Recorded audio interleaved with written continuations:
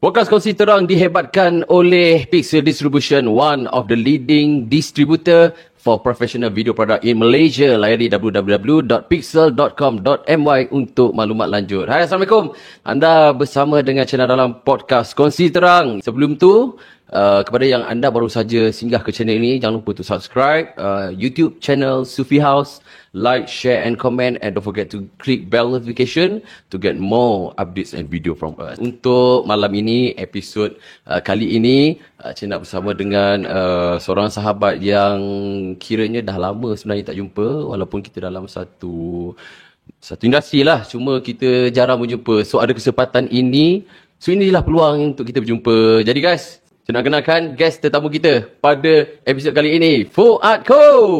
Diri tanpa kekasih, puisi tanpa kata, kalimah tanpa jeda, patah ranting jiwa. Diri tanpa kekasih, lagu tanpa nada, syair tak berirama, sumbang nyanyi sukma. Yo, itu dia. Apa khabar nak? Dia kalau tanya kan, mesti kan akan tanya khabar aku dulu. Tak, Alhamdulillah baik. Itu sebenarnya tips ataupun tricks untuk mengelakkan awkward. Oh, okay. Alhamdulillah, apa khabar bro? Sihat? Okay, Alhamdulillah sihat. Macam ginilah. Macam gini. Umur pun semakin meningkat. Turns a year older. Just like a moment ago. Okay. Tak lama. So Alhamdulillah, life's good. Despite of segala benda yang berlaku, especially kita ada benda yang sangat besar back in a few years. So Alhamdulillah, everything's good. Alright guys, so kepada para penonton dan juga para pendengar, ini dia Fuad Ko, seorang penyanyi, seorang musician, seorang komposer, seorang dah pelbagai lah semua dia. Kalau dalam niche music, sound, itu dia. Semua dia tapau, dia boleh. And for your information sebenarnya, this guy, he is my sahabat lama lah sebenarnya. Dia, Betul. This guy adalah orang, ni secara jujur Puan, aku beritahu ini adalah orang yang bawa Cik Nap ke dalam industri, memperkenalkan Cik Nap dalam industri, this guy, since daripada kita college. Betul. Ingat tak momen tu bro? I'm not saying betul tu memperkenalkan whatsoever. I don't think that way. Tapi dia lebih kepada, yelah, maksudnya masa kita kenal zaman college, masa tu me myself dah separuh kaki masuk industri, and then slowly kita sharing what we are doing in industry, kita masa tu to friends kan. So mungkin lah daripada situ rasa macam best lah. Sebab that time dia dah kenal ramai artis masa tu, artis nasyid, artis, segala artis lah. So at that time kita pinjam motor member. Betul. Nak pergi, kita nak pergi kita pergi Mapis. Betul. Api Amidun. Betul. So masa tu lah saya nak berjumpa dengan Api. Macam ni recording, macam ni. So kenal masa tu lah, kita didedahkan. So this guy lah yang tarik, kalau pergi show pun dia bawa apa semua. So Alhamdulillah, thank you so much bro. Dan Most welcome. kita tak berada kat sini, kita tak tahulah benda-benda macam tu. Alhamdulillah, pretty much that's it. Thank you for those watching now. Okay, ada apa-apa kata akhir? Terus. Kita plan sejam 10 minit. Okay, Fuad, mungkin kepada yang di luar sana tadi, intro tadi Fuad ada nyanyi lagu. That one is your single. Betul, original tune, single yang dihasilkan sewaktu pandemik 2020. Yes. Penghasilannya sebenarnya late 2019, tapi kita plan nak release 2020 awal tahun, tapi tak jadi. So and then kita drag lagi. Rupanya tak tahu bala nak datang. Jadi terhentilah seketika kita punya production tu, tapi bersambung balik sebaik saja PKP diangkat lah. Maksudnya kita boleh pergi bekerja balik kan, tapi masih dengan syarat lah. And Alhamdulillah tahun 2020 bulan 10 release that particular single berjudul Tanpa Kekasih. Tanpa Kekasih. So basically lagu tu tentang well, it's all untuk orang about single ke? life resemblance. Dia sebenarnya nak cakap it is impossible untuk kita manusia normal, kita tak boleh tak berteman. So macam tu lah, ada orang berteman dengan kerja, ada orang berteman dengan hobi, ada yang bela pets kan dekat rumah, ada yang mencari kekasih. So yang dah berkahwin ada wife or husband. So kita tak boleh seorang-seorang tanpa ada companion. Buat apa-apa yang kita suka yang boleh so pretty much itulah cerita pasal tanpa kekasih ni. That's why tanpa kekasih. So what happen if you are living this life, this particular life in this world sekarang ni without anything. You are on your own alone. So dia macam almost impossible. So nak portray benda tu je sebenarnya. So lyrics lagu semua, lirik by Itulara, lagu by me and arrangement by Wan Saleh. So kami bertiga lah, and production tu, and me myself sendiri yang produce the song, dan overall, and after that kita untuk kita punya publishing yang official adalah Universal. Universal Malaysia. Dia sebenarnya aku dah lama nak tunggu kau keluarkan single. Kenapa lambat sangat? Sebenarnya dia cerita dia ramai tanya, tapi dia akhirnya dia jadi macam bila sampai certain masa aku sendiri ada rasa macam I'm too old for this untuk jadi fronting. So itu aku rasa rata-rata singer-songwriter memang ada kot sikit. Kalau tak banyak sikit ada masalah ni. Dia akan merasakan I'm too old for this. Macam nak compete dengan industri yang budak-budak masuk industri umur 16, umur 17. Engkau nak keluar kan, anak dah berduyun dekat belakang. Tak, muka tak tua. Apa yang macam tu? Alhamdulillah. Nanti bagi kau number, okay? So, itu yang kau rasa engkau ialah tua dan sebagainya. Tapi akhirnya keluar dengan tanpa kasih ni, adakah dengan decision diri sendiri ataupun dipush oleh orang? Satunya ada galakan. Pada late 2019 tu ada kat satu event. Then one of orang yang macam very optimis nak buat adalah abang Itulara, lyricist tu. So dia kata buat, kena keluar. And then aku macam biasa lah, bila ada benda-benda macam tu, tak apa nanti saya fikirkan. Okay. Which is sebenarnya bila cakap fikirkan tu untuk akulah. Dia sebenarnya cara beradab untuk menolak je. Kalau akulah biasanya, kalau ingat untuk semua yang berjumpa saya selepas ini, kalau bagi satu proposal dan saya cakap nanti saya fikirkan, maksudnya saya tak nak tapi dalam tu ada rasa macam okey juga kalau keluar.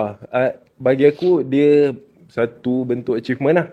Ada kita kata new phase lah, ada achievement unlock yang baru. Sebab memang aku tak ada single yang solo, single sendiri keluar. Dah menyanyi merata-rata, satu dunia dah pergi berjalan sebab muzik lah. And then produce untuk orang, backup orang sana sini. Betul. Tapi bila orang tanya, give me your ni lah, references lah, video semua show cover. So macam kadang-kadang ada orang yang macam yang original punya lagu tak ada macam. So disebabkan itu akhirnya aku decide untuk kot tua pun tua lah, lantak keluar je. Lepas tu pula memang cantik lah. Tengah PKP ramai orang macam rebrand. Bukan kata rebrand produk, maksudnya live tu. Macam terus berfikir outside of the box ataupun 360 bertukar cara berfikir kan. So aku pun ambil moment tu untuk macam maybe this is the time. So nyak. So dan akhirnya keluarlah tanpa kekasih. Tapi again, bila keluar tanpa kekasih pada pandemic punya time, we're not expecting a very good feedback lah, of course. So lagu tu keluar tapi tidaklah dikatakan secara menyeluruhnya orang kat Malaysia ni tahu. Tapi alhamdulillah play di radio, di beberapa radio station. Thank you very much to those radio station yang sudi play lagu saya. So alhamdulillah. Tapi tak tahulah sekarang ni pula macam maybe the second one coming. So I don't know. Tengah kumpul material, tengah fikir apa konsep nak keluar. Tengah planning kan ni? Tengah planning. Okay, so guys, actually our topic for this episode untuk Fuad adalah cabaran pemuzik tanpa formal education. So sebelum tu aku nak tanya kau, Kau lebih suka di highlight as a singer or musician? Best soalan tu best. Tajuk best, Dua-dua lah. soalan pun best juga. So tapi tajuk tu first kita nak kena breakdown dulu. Maksud phrase formal education, adakah formal music education ataupun formal education in Formal in general? music education. Formal music education. Okay. So kita will get to the soalan later. Tapi ada tajuk tu. Tapi kalau kata nak portray aku dalam industri, aku mungkin yang dekat dengan yang senang, yang mudah orang nak faham, mungkin penyanyi kot. Penyanyi kot. Tapi sekarang ni sebenarnya truthfully yang tengah shock duk buat adalah produce. Jadi producer, music producer lah. So itu yang tengah busy hands on. Sekarang ni banyak di kerja-kerja studio lah, belakang tabir lah. Kan. Penyanyi ni dia jadi fronting kan. Tapi kalau untuk mudah public nak kenal, penyanyi lah. Senang macam tu lah. Penyanyi. So apa yang buatkan diri kau untuk meyakinkan buat dia dalam kerja sekarang ni? Sebenarnya taklah juga yakin. 12 tahun tak yakin apa. Sebab it's tough, okay. This is a little advice untuk those youngsters lah, especially yang nak masuk industri ni. It's not easy, babe. Dia tak senang, Mat. Masuk dalam ni, dia bukan senang, bukan cakap nampak yang gula-gula indah-indah je. Tak. Tapi kenapa terus berada dalam ni? Satu, mungkin sebab minat lah, of course. Minat daripada dulu. I started singing rasanya pada seawal umur 10 tahun. 10 tahun. Lebih kurang. Umur 10 tahun tu dah minat menyanyi. Nampak gaya macam 10 bulan kan? Oh, tak nak baik kau bagi. Okay. So 10 tahun start menyanyi dan lepas tu tak berhenti lah menyanyi, suka menyanyi. Masa masuk sekolah, di sekolah rendah tak ada pun wakil-wakil apa benda ni, tak join pun. Masa sekolah rendah sibuk dengan benda-benda, maybe I'm a bit nerdy, bukan nerdy, ke arah sciences punya benda. Lepas tu yang wakil sekolah sampai ke peringkat kebangsaan bukan menyanyian, tapi choral speaking. Itu mewakili KL untuk choral speaking. Lepas tu Reka Cipta Sains, zaman tu dipanggil Eureka. So I got first runner up untuk pertandingan tu. Reka Cipta Sains, minat benda sains benda semua kan. So sekolah menengah baru seriously macam sekolah menengah mana dia dua je, sama ada kau pergi masuk kumpulan nasyid ataupun band. Tapi band biasanya sekolah-sekolah yang ada kesenian dia kuat sikit lah. Kalau sekolah-sekolah biasa, minta maaf lah, band tu sendiri-sendiri, jamin-jamin band pandai lah kat luar kan. Tapi yang official memang kumpulan nasyid lah. So masuk kumpulan nasyid, daripada form 1 tu dah diserap masuk kumpulan senior mewakili sekolah lah kan. So started from there sampailah sekarang. Tapi dark side dia adalah ada beberapa kali dalam fasa hidup aku yang memang aku cuba buang music truthfully lah. Buang music terus, maksudnya buang. Aku cakap aku nak moving on, I want to do something else. Tapi bila dikatakan benda ni, aku tak tahu lah ada DNA ke, memang ada dalam darah ke apa, it keeps coming back, babe. Kau tak boleh buang. Kau cubalah. Aku tinggalkan gitar, tak nak sentuh, tak nak, no. Akhirnya tak lama, macam 2 minggu, kau start je pegang gitar, kau keluar lagu baru. Start pegang gitar umur apa? Gitar aku start pegang, to be honest, selepas masa masuk universiti. Form 5 lah, Form 5 pegang. Tapi masuk Form 5 main satu tali baik. Satu tali je aku boleh main. Aku tak boleh main chord sangat. Di hujung-hujung Form 5 SPM-ish, lepas SPM baru berlatih main chord semua lah. Tapi tak adalah beria, main chord burger je kan. Jang. So masuk universiti, macam dulu aku pernah pegang gitar, macam nak try lah pegang gitar. Pegang lah. Mana member ada gitar, penyanyi main. Sampai lama-lama rasa macam okey lah. Dan benda tu terjadi sebab aku mula fikir apa benda yang boleh membantu aku develop aku punya singing. Membantu untuk develop, untuk aku faham lebih lagi pasal singing apa benda semua. Then aku tanya-tanya orang, dia orang cakap, kau main keyboard lah, boleh bantu. Ataupun kalau tak nak keyboard, gitar ke, benda yang ada chords, ada notes kan. Then aku cakap, okay keyboard okay tak, tapi keyboard ni aku fikir dia tak mobile, susah. Kau nak bawa aku kira kan. Gitar kau boleh pikul-pikul macam tu kan. Macam gitar macam cool-cool. Zaman tu pula, zaman yang orang ke mana-mana caca gitar, akustik kapak lah. Ya. So, aku go gitar. Walaupun hancur je, tangan hancur, bernanah, berdarah, koyak, main balik, main balik. Sampailah dia dah tak koyak lah sekarang. So that time masa main tu belajar sendiri ke atau ada berguru Sendiri. dengan orang? Sendiri. Self-taught. I'm a self-taught ataupun kita panggil street musician lah. Tak ada go formal education. This is quite a good ataupun flip over punya tajuk for me. Sebab this is an opinion from a street musician yang tak go formal education. But I'm doing it formally now. So dia ada flip side dia kan. So itu sebab kata tajuk ni best lah. Tajuk ni best. So nak kata yang kau memang tak ada formal education in music sebenarnya. Tak ada. But then sekarang kalau you check it out, Fuad, kau punya dia punya experience dan sebagainya, banyak dia terlibat dengan ramai lah. Kalau MD mana tak kenal dia lah. Itu je.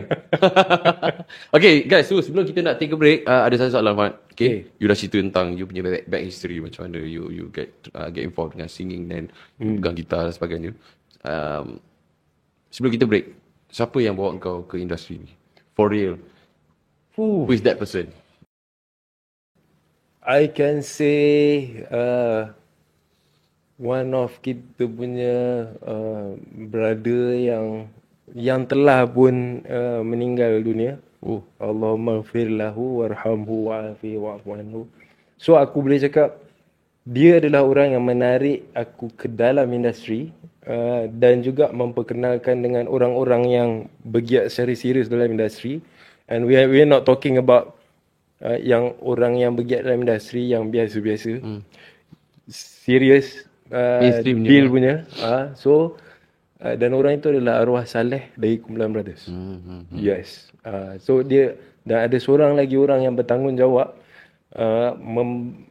memperkenalkan aku kepada dunia DAW, kita panggil sekarang Digital Audio Workstation, recording software tu lah benda semua. Dan orang itu adalah Akmal Miona. Okay. So interesting.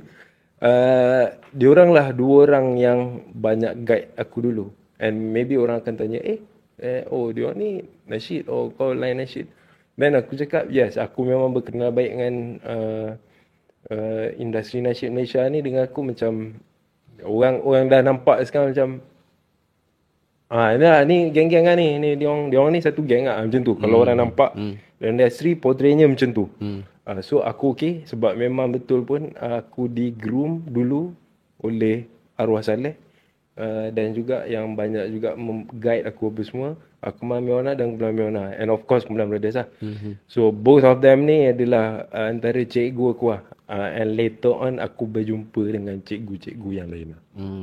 Itu yang bawa tu mesti bawa dalam niche vokal dan juga music lah. Betul. Kalau Brothers Miona, dia orang banyak bantu dari segi vokal, banyak bantu dari segi pemahaman asas a little bit of song composition. Lepas tu pemahaman asas macam mana industri ni bekerja, cara kerja industri, and then professionalism, macam mana kita nak menyanyi secara profesional, what we have to do, so on and so forth. So benda yang lebih technical daripada tu later on aku catch daripada tu yang aku cakap cikgu-cikgu yang lain yang juga adalah main player dalam industri pada waktu itu dan even now. Okay, sikit sebelum kita break, yang cikgu-cikgu yang you diperkenalkan tu, okay, those have a formal education, music education? Yes, diorang ada kalau nak kata arwah Saleh Brothers, Akmal, sama juga. We are street musician pada asalnya, tapi kemudian masing-masing pun kata. Dan alhamdulillah rezeki diorang ni memperkenalkan aku, tarik bawa masuk dalam industri slowly. Networking diorang adalah orang-orang yang memang ada formal education dalam music, ada yang tak ada tapi been doing it formally dalam industri. Dan daripada situ aku banyak kata teori music fundamental apa semua daripada situ. I never went to music school ever until now, tak pernah. So tapi alhamdulillah direzekikan berjumpa dengan arwah Lok Yu. Direzekikan berjumpa dengan Baidi Slam, Shah Slam, and also Syam Kamikaze. Ini dekat gitar side lah. Lepas tu dekat producing punya benda banyak dengan Baidi lah, Baidi Slam kan. Banyak mengajar dalam arrangement apa benda semua. And then juga dan ada banyak lagi lah kalau nak sebut cikgu-cikgu ni. Tapi later on nanti mungkin kita akan spill lah. Sorang-sorang yang akan spill. Okay, that's it. Okay guys, so kita nak take a break sekejap. Banyak lagi benda yang kita nak correct. So I think this is the best discussion for those who's watching yang musician yang baru-baru, youngsters ke apa benda ke. Kena tengok benda ni sampai habis. So banyak Fuad kau nak ceritakan tentang experience and knowledge, everything lah. Based on apa yang dia telah lalui. Okay. So kita nak take a break sekejap. Jangan ke mana-mana. Kembali selepas ini. Kejap sekejap.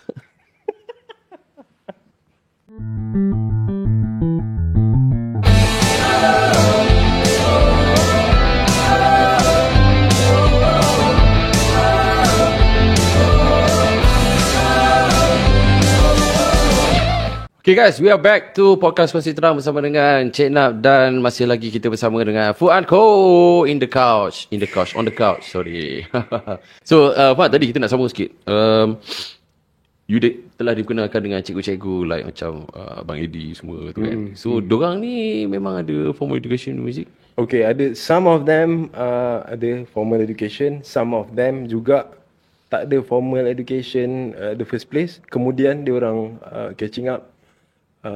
Lepas tu bila dah ada formal education tu, cara bekerja tu semua total different lah kan. Jadi bila bekerja menggunakan standard ataupun SOP yang sama semua orang, bila ada SOP kerja, jadi kat situ aku sendiri bila bekerja dengan diorang tu ataupun tengok diorang bekerja, bahasa apa korang sembang ni macam kan, pelik-pelik kan. Macam kita buat muzik guna telinga aja, guna rasa-rasa je kan. So diorang very firm. Ini bahasa formal education ke atau bahasa maksudnya bahasa yang diorang sembang ni adalah bahasa formal education. Maksudnya bahasa teori. Bukan yang very technical lah. Maksudnya kalau orang tak belajar, diorang tak faham. Contohnya dalam muzik, kita tahu dalam kalau main instrumen ni ada chord kan. Diorang sebut chord tu je. Kalau zaman-zaman masa awal-awal tu kan, kita dengar C sharp, F sharp, minor 7, flat 5. Kau dengar tu kau dah berkerut dah kan. Apa benda kau sebut ni kan? Yang aku tahu chord A, C, B kan. Ada sharp, ada flat, apa benda ni kan. Minor 7, minor 9, apa benda-benda tu kita macam apa benda kau sembang ni. Jadi itulah antaranya bahasa-bahasa secara mudah nak fahamkan pada public, orang biasa layman ni. Kita nak fahamkan yang pentingnya technical side of it, tahu teori. Jadi cara kerja tu jadi mudah. And that what sparks me back then. Maksudnya kau jadi macam macam mana korang boleh bercakap bahasa ni tapi aku tak faham. Tapi aku tahu bunyi. Aku tahu bila kau buat je, kau cakap benda tu, bila dibuat macam sedap. Kita boleh appreciate benda tu. Tapi aku tak faham bahasa yang korang cakap ni. That what makes me yang macam aku kena tahu apa benda bahasa dia orang sembang ni awal-awal ni kan. Jadi slowly tanya. Zaman kita tak ada YouTube macam zaman sekarang. Budak sekarang senang. Nak apa saja, buka YouTube, dari benda-benda yang paling mudah sampai benda yang super complicated. Rocket science pun kau boleh cari kat YouTube. Zaman dulu tak ada, dek. Dia tak boleh jawab sebab boleh, dek. Tak boleh, dek. Zaman dulu tak boleh, dek.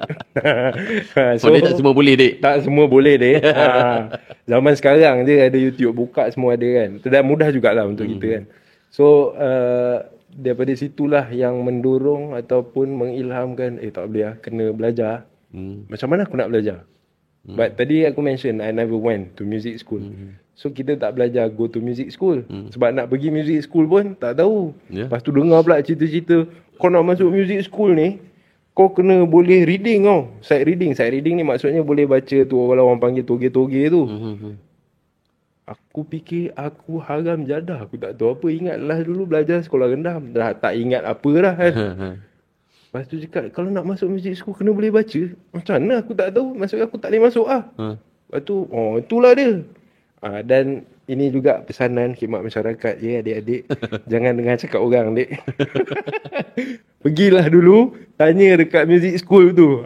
Dan menyesal juga aku tak pergi dulu. So sebenarnya tak adalah. Sebenarnya kalau ada tu better membantu. Kalau tak ada, then kat situlah tempat nak belajar. So itulah bila dah bercampur dengan diorang ni, duduk dalam industri baru kau tahu macam betapa kecilnya aku dan betapa banyaknya benda yang aku tak tahu. And then from there slowly mencari orang, mencari cikgu-cikgu, mencari mentor-mentor yang boleh membantu lah. Itu yang tanya tadi tu, dengan tanpa formal education music, what's your challenge and apa yang buatkan you discipline untuk teruskan carry you dalam benda ni? And for now, ada masuk kelas-kelas yang muzik macam tu ke? Yang bukan, bukanlah yang kelas yang biasa-biasa ada, bengkel ke? Buat masa sekarang dengan komitmen hidup, dengan jadual, tak mampu kot. Before I've decided untuk further study secara formal. Maksudnya ambil course music. Even terfikir macam, tak apa, aku start dengan diploma pun okay.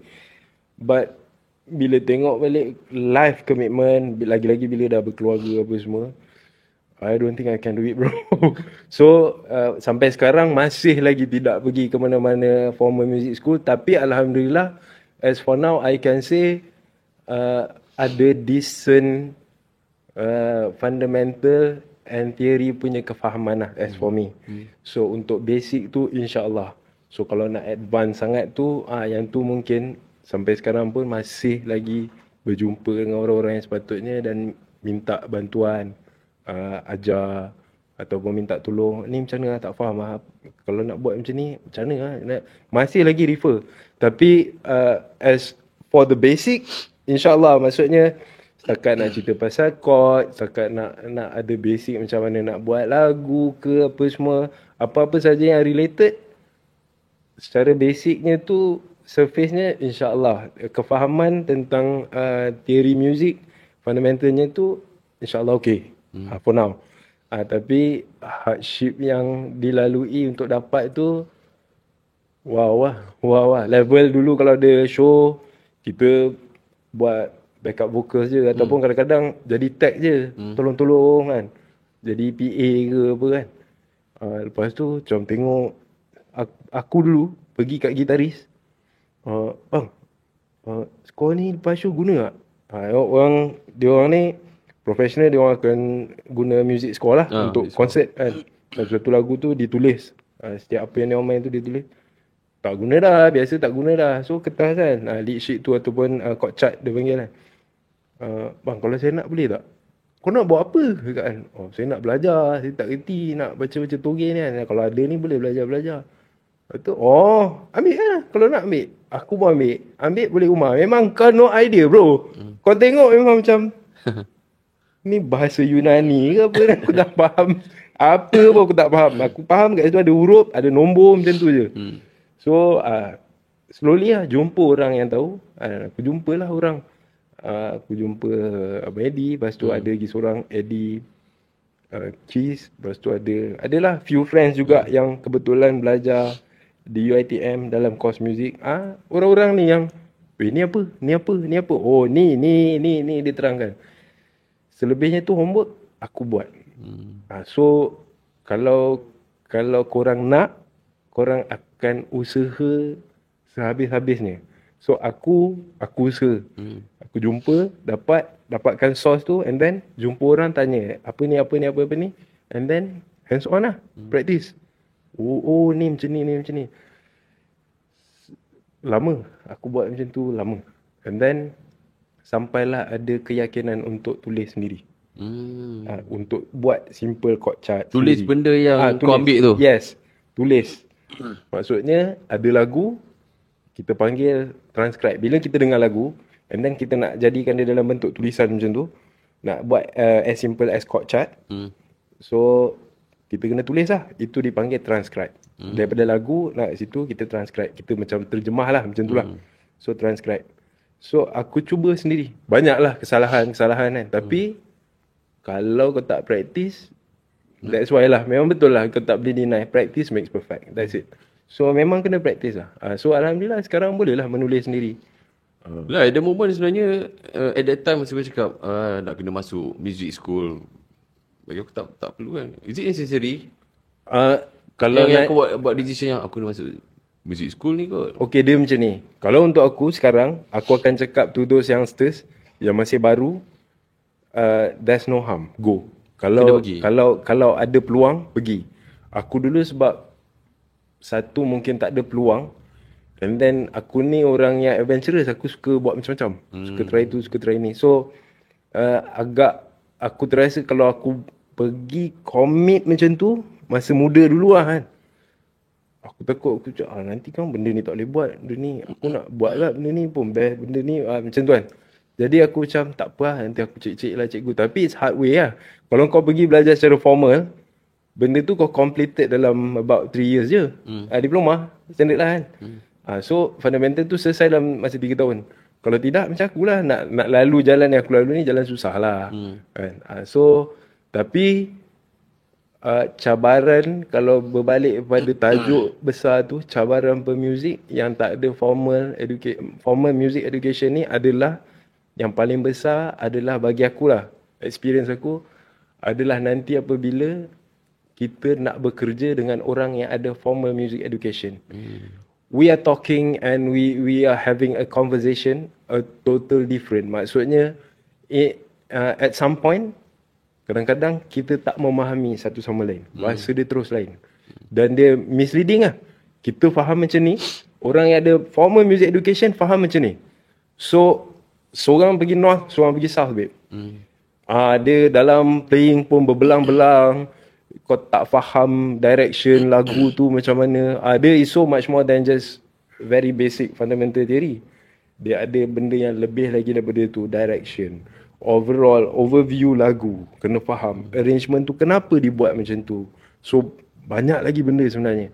So, kalau tak ada formal music education, yes, memang ada masalah. Tapi bukanlah menjadi kesalahan.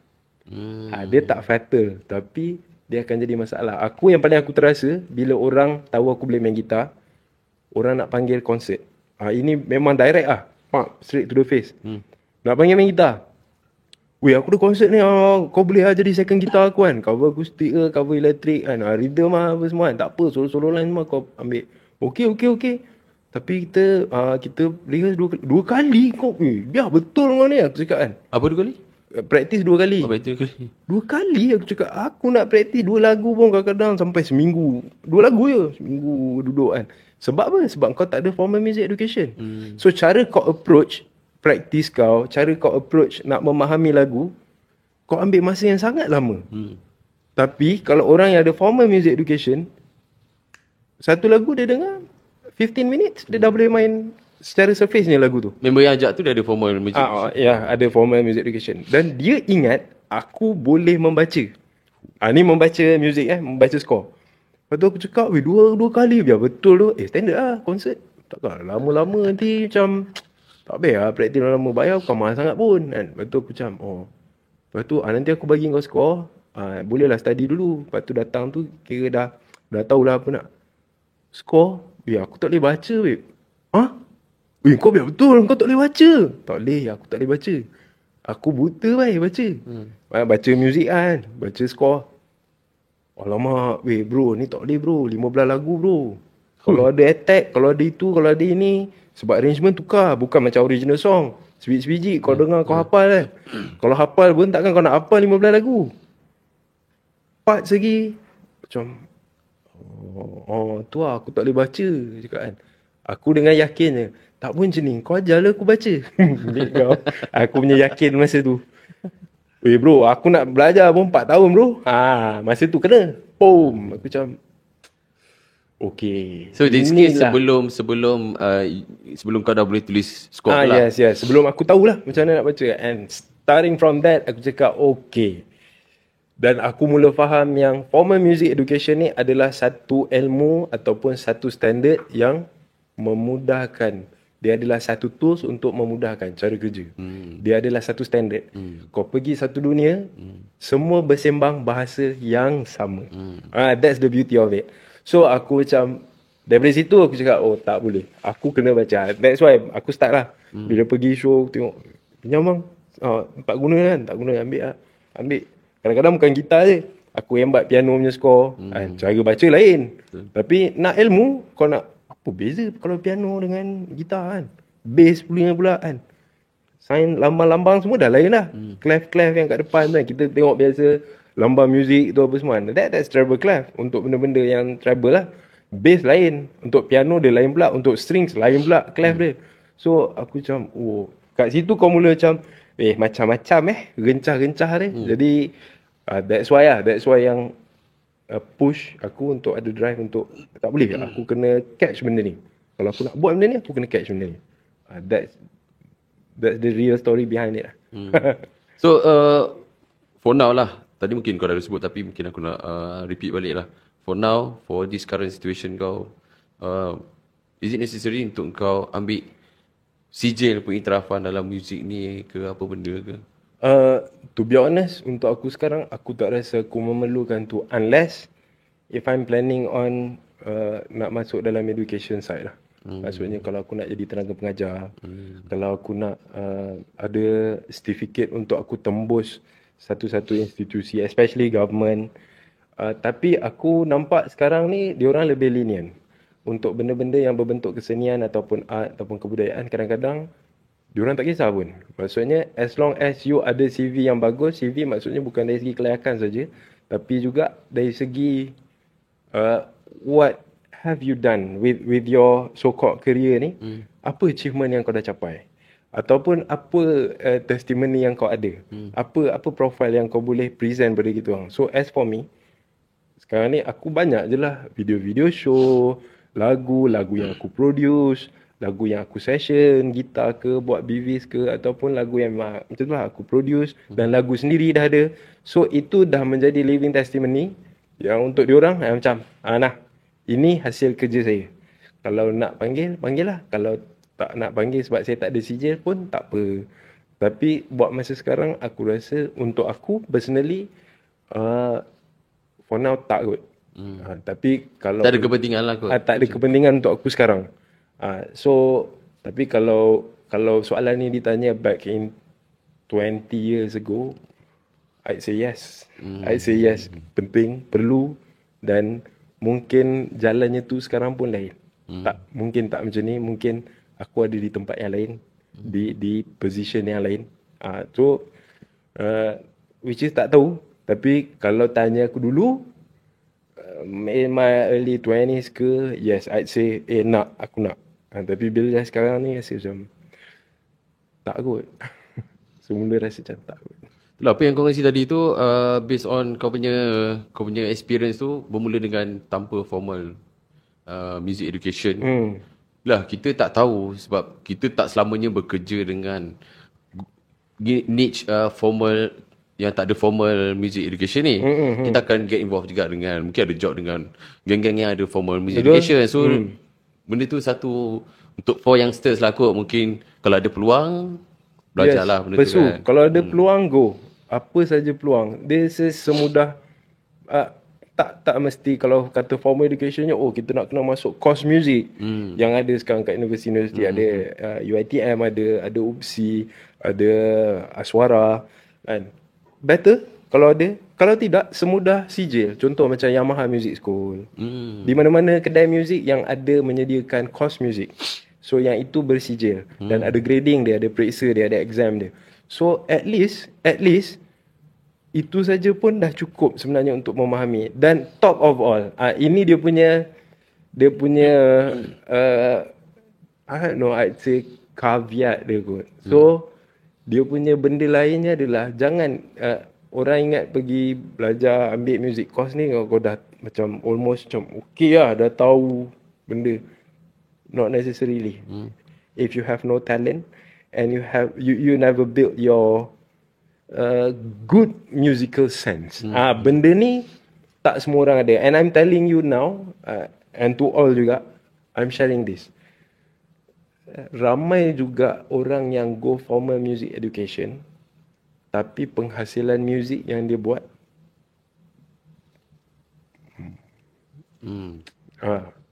tapi dalam masa yang sama, ramai juga orang yang tak ada formal music education, tapi penghasilan muzik yang dia buat, orang macam tak percaya bila cakap, dia tak tahu, dia never went to music school apa semua, tapi benda yang dia buat tu macam, weh, macam mana kau boleh dapat idea dan terfikir benda macam ni So this is not me being here justifying yang okay je kau nak jadi street musician tak ada formal music education. No, I'm saying tu tadi awal-awal aku cakap flip side dia.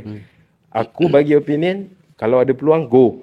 Supaya dapat comprehension, pemahaman asas pasal teori, pasal fundamental, asas muzik ni apa kan. So kalau ada peluang, go. Tapi itu bukanlah janji ataupun itu bukanlah kemestian yang kalau ada benda tu kau mesti excel dalam muzik ni. Not necessarily. Kalau you don't have talent, kalau you don't have kita panggil good musical sense ni, kalau tak ada, sebenarnya tak juga. Kau belajarlah sampai master, sampai PhD sekalipun, kalau kau tak ada good musical sense, sebenarnya kau sama je macam kau tak belajar apa-apa. To the extent. Sebab aku practitioner, kita cakap practitioner lah. Aku player. Aku ada dalam industri. Aku duk buat benda ni. So kita lalu macam-macam. So aku bukanlah orang yang hebat dalam bidang ni. Ramai lagi yang hebat-hebat. Tapi aku banyak berjumpa situasi-situasi yang macam tu lah. Itu kat level aku yang tak terror. Kat yang terror-terror tu, apa yang dia jumpa?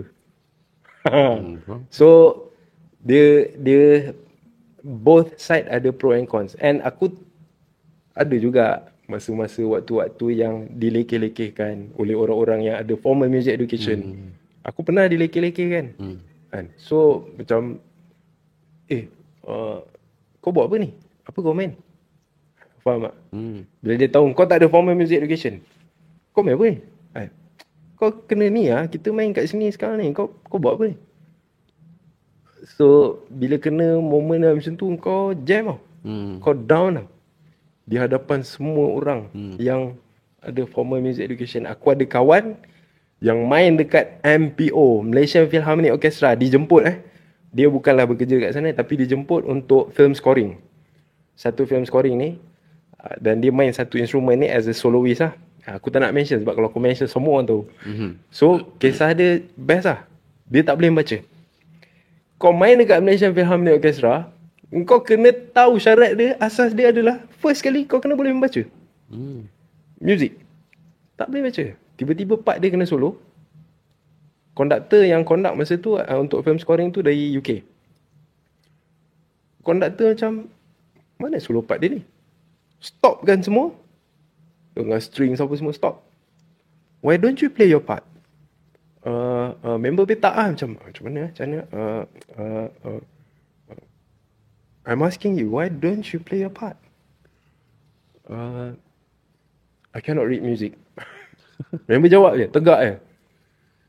Satu hall practice tu, pandang kat dia macam, what? So, tapi, inilah good side of the beauty of musicians. Ada some part musician yang cool, yang terror gila, tapi dia orang cool. Dia macam, it's okay bro, it's okay, no problem. Tapi member tu boleh main? Boleh main dengan baik. Cuma dia tak boleh baca muzik. Jadi bila tak boleh baca, kita kena baca bar. And you don't know your part. Macam mana kau nak main? Kau tak tahu bila kau nak kena solo. Dan tak ada orang cue. Nobody gonna cue you. Konduktor mungkin paling kuat pun konduktor akan tunjuk je. Tapi most of the part, konduktor assume all of you membaca, can read the score. So dia tak cue. So tapi member boleh deliver dengan penuh jiwa lah, instrumen dia tu. That's why dia dipanggil. Tapi dia tak boleh baca muzik. Tapi adalah muka-muka yang macam ada yang macam tu. Ada yang even uttered yang ada bunyi tu. And especially those yang professionals yang orang-orang lama yang terror nak mampus ni lah kan. Especially strings player apa semua, concert master apa semua, macam tak boleh baca. Why you are here? Expression dia seolah-olah macam tu lah. Member macam jadi down dan malu lah kan. Tapi nak ceritanya benda tu tak best untuk dilalui oleh orang-orang macam aku ni yang tak ada formal music education. That's why aku cakap, aku satu side street ni aku dah ada. Maksudnya benda-benda yang by heart ni, yang main jiwa je all the time kan. At least aku ada, walaupun mungkin tak sehebat dan tak sebest orang-orang lain, tapi lantak lah. Untuk aku rasa okey-okey je, nak main jiwa tu okey-okey je lah kan. Tapi dalam masa yang sama, technical side aku kena cater. Kalau aku tak cater ni, akhirnya aku tak boleh nak further. Aku akan stuck kat situ je lah. Aku boleh dalam circle yang kecil, aku tak boleh expand. Apa yang aku ada ni, aku tak boleh nak pergi bekerja dengan orang sana, pergi bekerja dengan orang sini kan. Right bro, so guys, kita nak take a break sementara. So jangan ke mana-mana, teruskan bersama dengan kami dalam podcast Kongsi Terang. Kita akan kembali selepas ini.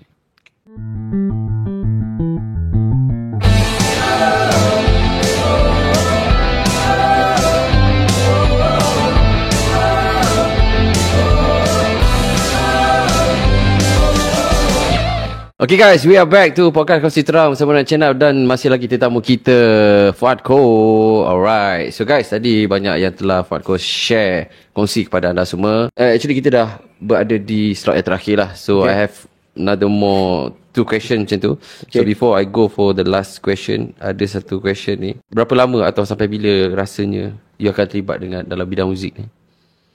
Forever bro. Forever? Forever. Sebab aku cakap lah kita dah try, dah pernah try buang tapi dia tak boleh. Tak boleh? Cuma tak boleh. Walaupun dibakar gitar tu, dipatahkan, dia okay. Kalau macam aku lah, kalau orang lain aku tak tahu. Kalau macam aku, gitar kena bakar, aku still sing. Kalau gitaris yang tak boleh menyanyi, bakar gitar dia tak boleh lah. Tapi kalau dia pergi kedai muzik, boleh juga dia main gitar kan. So macam aku, kalau bakar gitar aku masih boleh menyanyi. Kalau dia tak ada kan, na'udzubillah, Tuhan tarik suara, tak ada suara, aku boleh main gitar. Kalau dua-dua aku tak boleh main, so aku boleh menulis lagu, boleh menulis lirik still. Jadi kalau dipikirkan secara zahir macam tu je pun takkan pernah stop kot. Cuma evolution lah, apa yang kau buat lah. Itu je lah untuk aku. Kau dah umur 60, takkan kau nak ada on stage lagi. Dan mungkin masa tu pun dah tak segarang sekarang kot. Dah tak seagresif sekarang kot dalam industri. Maksudnya mungkin lebih kepada banyak inspired youngsters lah. So ada big planning tak dalam industri ni? Nak buat label sendiri ke atau nak bina academy? For me, untuk secara straightforward je lah, aku suka untuk ada, kalau nak kata perjuangan lah perjuangan nak kata perjuangan, aku punya perjuangan simple je. Betul lah kamera sana, aku nak gelak. Perjuangan aku sebenarnya lebih kepada nakkan orang-orang dalam industri muzik ni berkarya dengan cara yang sepatutnya. Lepas tu memahami the whole concept of bekerja ataupun berkarya. Dia bukan terletak hanya pada cerita kita ni, fracture of big picture je ni sebenarnya kan. Satu piece puzzle je, formal music education tu. Tapi itu mungkin boleh membantulah untuk macam mana orang nak berkarya dengan betul dalam segenap aspek. Maksud segenap aspek ni bukan dekat karya tu saja, bukan comprehension, pemahaman macam mana kita nak berkarya, apa kita nak kena buat mula-mula ni, apa prosedur. Itu awal lagi tu. Tapi big picture aku, setelah karya tu siap ataupun the whole gerak kerja tu, aku kalau boleh, perjuangan aku adalah nak orang buat kerja dengan betul. So sebenarnya bila cerita buat kerja dengan betul, apa bidang pun kau kena buat dengan betul lah. Kena buat dengan hati, kena jujur kan. So dengan penuh tanggungjawab kau buat benda tu. Jangan buat benda tu just because of sekarang ni terus terang aku cakap, industri muzik ramai, kalau to be precise lah, industri muzik ramai yang buat semata-mata sebab nampak dua benda je, fame dan duit. Least they know, sebenarnya tak senang pun kau nak dapat duit juga. Kalau tak betul-betul kau buat. Fame mungkin kau boleh dapat lah, tapi pula bila nak dapat fame, sanggup pula jadi bodoh. Ni tegak je lah aku cakap. Maksudnya? Sanggup pula jadi bodoh untuk dapatkan fame. Tak kisah, bukan dapatkan fame dengan satu benda yang positif, dengan yang baik. Menjadi bodoh dalam industri pun bagi dia sudah cukup untuk dapat populariti. Tak boleh menyanyi, kau nak menyanyi, okey saja. Tak boleh menyanyi, nak menyanyi, okey, tak ada siapa nak marah kau. Cuma bila kau keluarkan juga produk kau, tapi tak diterima, and then janganlah macam persoalan kenapa tak diterima, kenapa radio tak nak play sebagai contoh. Adalah few cases kan. Dan bila tak diterima tu sanggup buat benda yang kuban-kuban untuk membolehkan benda tu jadi trending, and then dapat airtime, dapat play, dapat ni. Dan secara tak langsung, secara bisnes, aku faham orang-orang macam ni akan cakap, siapa yang pandai strategi, dia lah yang menang. Yes. Tapi sedar atau tidak, benda yang kau buat sebenarnya kau menutup banyak jalan ataupun ruang untuk yang lebih bagus. Adakah itu juga baik. merosakkan dan mencalakan industri muzik? Of course. Kebodohan takkan pernah boleh jadi contoh yang baik. Apa-apa pun. Kebodohan takkan pernah jadi contoh yang baik. Malahan kebodohan dalam kita punya life ni, sejarah peradaban dunia pun dah tunjuk macam-macam lah. Kebodohan adalah punca kejatuhan ketamadunan. So, dah lah industri tak besar. Kau buat pula benda bodoh. Ramai yang dekat bawah ni yang betul-betul nak buat muzik tak dapat jalan. Sebab apa? Sebab bila kau menunjukkan kebodohan dan kau dapat populariti, dan daripada populariti convert to opportunity dan juga duit, which is duit itu bukan saja beneficial for you, but also beneficial for those yang wants the money. Dekat sini kita boleh cakap sesiapa saja yang service provider, yang sanggup untuk dapatkan kau yang setengah lubi ni kan, sebab dia orang nak duit, dan dalam masa yang sama engkau pun boleh duit. Jadi itu dah jadi trend. Kau ada popularity, kau ada follower, tapi kau tak ada bakat sebenarnya. Tapi yet you strive, and you macam bukan strive je, malahan orang akan tengok, oi dia excel lah dalam dia punya bidang.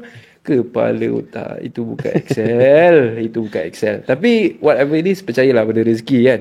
Aku tidaklah cakap menidakkan rezeki, tapi perbuatan-perbuatan yang macam ni secara tak langsung menyumbang kepada bodohnya industri tu, dan nampak industri tu macam lekeh. So jangan jadi macam tu, jangan buat macam tu. Dah lah, kita ni di Malaysia, siapa je yang buat muzik, sebenarnya bukan kat Malaysia je, worldwide pun, siapa je yang buat muzik ni, dia ada macam umum akan macam buat muzik ada masa depan ke? Ada. Yes, I know. Memang betul, bukan senang nak bermasa depan dengan muzik. Tapi again, whatever it is, kau kerja government pun bro, kalau kau kerja government kan, kau masuk punch card pukul 8, 8.30 kau keluar, pukul 11 pun kau masuk office balik. Baik kau balik je. Baik kau tak payah kerja kan? Baik kau jadi lembu je. Maksudnya integriti amanah tu tak ada. So nak cerita masa depan ni, apa-apa kau buat pun, kalau kau tak bersungguh, kalau kau tak buat ikut plan dan strategi, you are doing it for nothing sebenarnya. So on top of that, tu aku cakap, kalau kat Malaysia ni pun dah ada stigma tu, tapi percayalah, rezeki tu Allah yang bagi.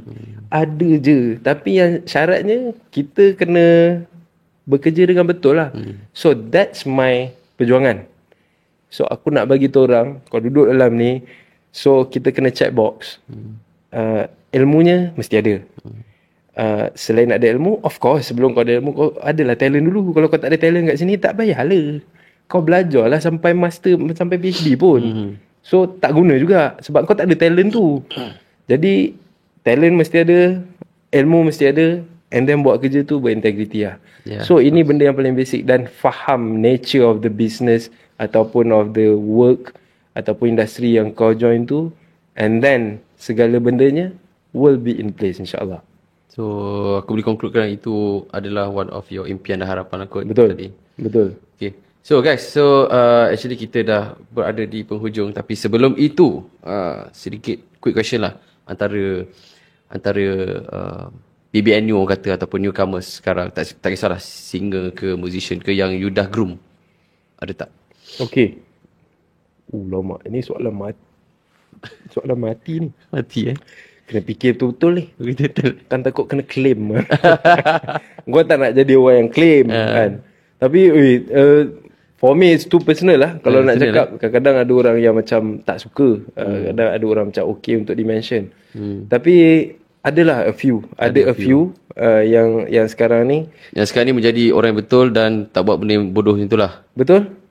So Alhamdulillah, dan dia orang buat kerja. Maksudnya dia orang ni adalah orang-orang yang buat kerja. Contohnya kalau yang dekat lah, yang paling dekat, I've been menjaga vokal dalam production dia quite years daripada awal dia masuk industri. One of it Naufal Azrin, Casablanca. And kalau baru I think Naufal tu one of contoh yang paling dekat tu, yang paling dekat tu. And then more to come for him. Alhamdulillah, more to come for him. So insyaAllah, hoping that dia berada dalam landasan yang betul dan bersedia lah. Sebab wave yang datang bukan kecil. Wave yang datang sangat besar, especially untuk dia yang macam bila Casablanca tu release je, rezeki dia dan labelnya dan seluruh production team tu semua terkejut. Ui, meletup lah lagu ni kan. Meletup worldwide babe, bukan kat Malaysia je. So dia sendiri pun secara personalnya macam tak sangka cakap kan. So yes, so harapnya, dan he's a very good guy dan humble dan sudi untuk menerima teguran, dan banyak kalau ada apa-apa dia akan give a call. Bang, saya ni saya nak buat macam ni. Okey tak? Kalau lagu ni kan, kalau persembahan macam ni nak buat macam ni. Minta consultation kan. So in a way kita merasakan yang you gonna bloom someday. So maksudnya dia minta consultation, bang, kalau saya nak buka yang tu. Okay, yang itu dia tak minta. Yang tu bukan disclaimer, yang tu saya tak cadangkan. Okay, dah tahu dah orangnya. Bukan. Tak, yang tu sebenarnya is so much more than that. Yang itu adalah I'm not saying it right, but benda tu sebenarnya dibincangkan di tahap production dan team dan production dia yang membincangkan benda tu, dan juga production program. Jadi dia orang dah meneliti pelbagai aspek. So dan dia buat tu. I'm not saying it right. I'm not justifying yang it's okay to do that. No. Kalau you asking me, as for me, will I do that? No. I won't. Tapi untuk dia buat, then yalah, then aku cakap, bro, damage done, and kau kena adapt lah kan. Tapi dia okay je. Maksudnya dia dah tahu consequences. Sensitivity lah. Bagi aku sensitivity. Kalau nak cerita pasal hukum, tak salah pun. Ya, laki. Cuma again, dari segi urufnya lah. Dia khawarikul adah. So well, susah sikit nak cakap. Tapi as for me, kalau kau tanya aku nak buat? Tak, aku takkan buat. Tapi kalau dia buat lah. Tapi kalau nak cerita pasal total hukum, tak salah pun. Tapi dia buka, tapi sensitivity lah orang Melayu kan. So macam apa ni buka baju semua. Tapi benda itu bukanlah benda yang tak macam dia buat impromptu, tak. Benda tu dibincang dengan team, dan dia orang dah set untuk begitu, dan ada justifikasi dia orang. So benda tu dia tak consult lah, sebab benda tu dia dengan production team dan dengan label lah kan. Okay bro, this is my last question lah. You as a singer, musician, ada benda lain tak you rasa nak buat? Benda lain maksudnya macam mana? Tukang sapu ke bukan. Okay, Yelah, sapu kat rumah of course lah. Tak, I mean like ke host ke, actors ke. Package ada bro. Tak pernah dilamar ke secara jujur? Betul lah kan. Aku suka sebenarnya. Hosting pun okey. Adalah dapat offer hosting. Tapi berita yang tak berapa nak bestnya, proposal itu on hold. Belum lagi diluluskan. Pernah dilamar lah cerita dia Pernah ni. dilamar lah. Dan aku okey je. Dan aku suka je buat hosting kan. Sebab bagi aku macam hosting bukanlah macam susah sangat. Tapi kau kena ada input yang baik lah. Which is aku kalau aku dah decide aku nak buat, aku akan go for it lah. For real punya. Akan buat research apa semua lah. Kena ready lah. Kena ready lah. And then itulah aku berharap itu benda tu on. Tapi benda tu tak on pula. Sebab mungkin dia bukan saja isu bajet lah. Aku rasa proposal yang masuk banyak. Jadi mungkin dia orang tengok, oh yang ini lebih sesuai daripada yang ini. Kalau tidak, gua hosting 13 episod di Mesir bro.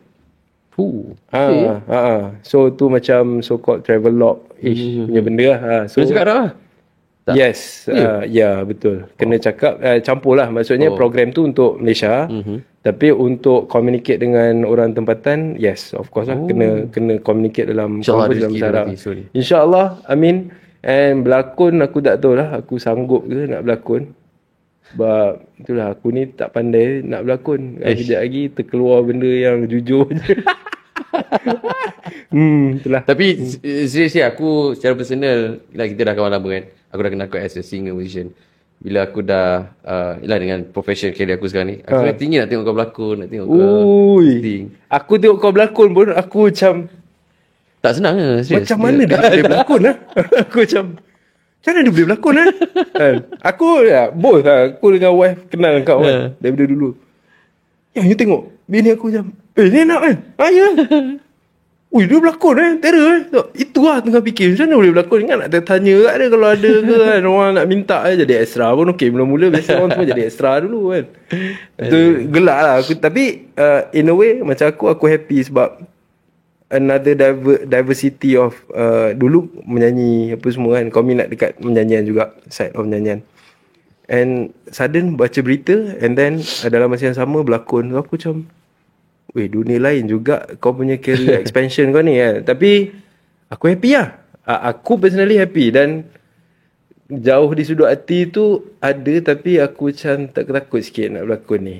Dia sebab bukan apa. Andai diberi peluang, Anda diberi peluang, I would try.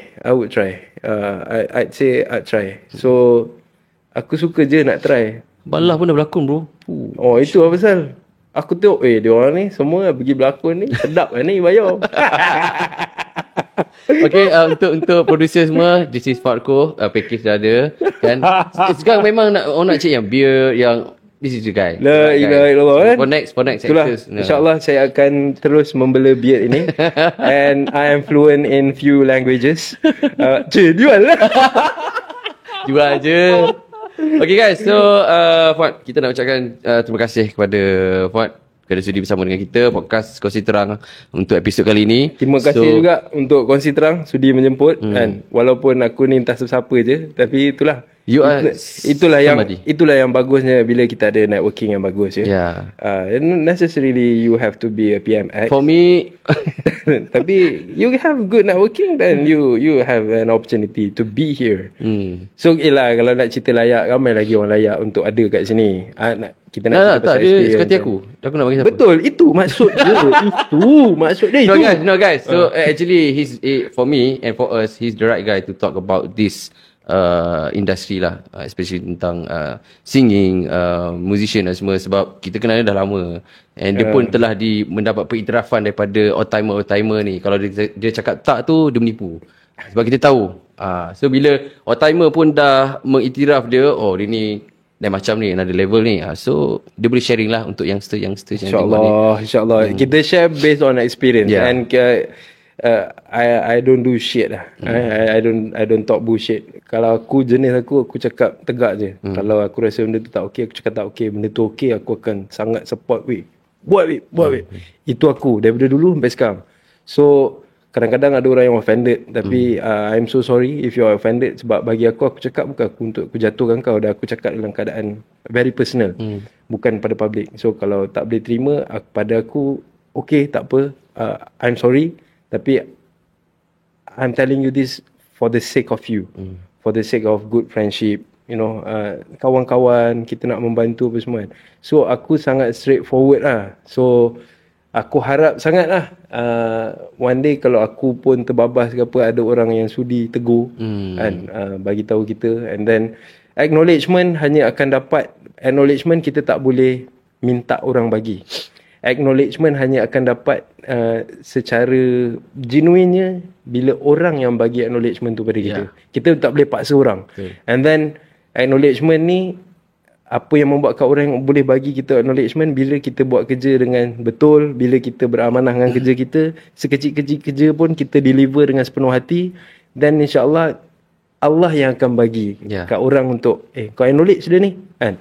So alhamdulillah, I'm happy, I'm blessed, dikelilingi dengan orang-orang yang best. Sebab aku senang je, orang yang tak best aku ditch je. Senang, aku senang, easy life. So much more to enjoy than you, rather than being like tak best lah. You know, tak best is tak best. Dia akan terus menjadi cerita di meja kopi. Tapi benda-benda yang best tu adalah benda yang kau nak enjoy kan. Kau nak kerja dalam vibe yang best, environment yang best. Yang benda tak best, dia akan jadi cerita di kedai kopi untuk peringatan untuk orang-orang lain lah. So aku senang je, yang tak best aku ditch je. I'm living a bad circle, I'm living a bad vibes, sebab life is too short. So aku jadi aku je. So harapnya tak ada yang offended lah. And again, thanks Kongsi Terang. Right. Thank you very much. Thank you so much once again to Fuad Koh for being here for our guest untuk episod kali ini, dan kita doakan semoga career Fuad Koh ini sentiasa berkembang. Amin. Dan cemerlang. Amin. Dan terus menyumbang kepada anak-anak didik pula, orang-orang barulah kan. Dan apa yang dikongsikan pada episod kali ini mendapat manfaat kepada anda yang menonton dan juga yang mendengar. InsyaAllah. So guys, insyaAllah kita akan berjumpa di episod yang akan datang. Seperti biasa, setiap Rabu jam 9 malam di YouTube Sufi House. Okay guys, so see you next week. Assalamualaikum dan selamat malam.